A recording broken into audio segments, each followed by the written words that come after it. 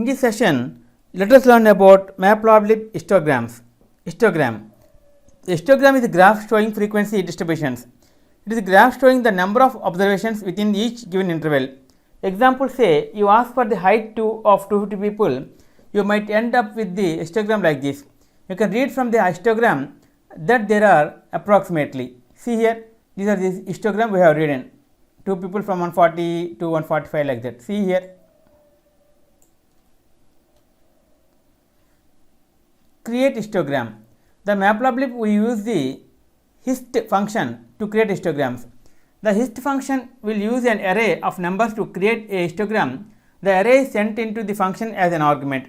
For simplicity, we use NumPy to randomly generate an array with 250 values, where the values will concentrate around 170 and the standard deviation is 10. Learn more about normal data distribution in our machine learning tutorial. See here a normal data distribution by NumPy. See, by executing this code random.normal, this will generate a random result and could look like this.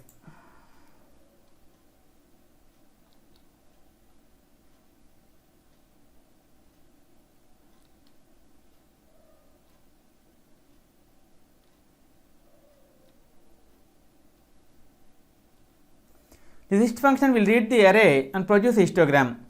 See, by executing this code, it's created some histogram. Okay friends, this is the end of part 11, Matplotlib histograms. In next video, let us learn about another topic, Matplotlib pie charts. If you like our program, please like, subscribe and press bell icon for our next part video updates. Thank you friends. Meet you in next video. All the best.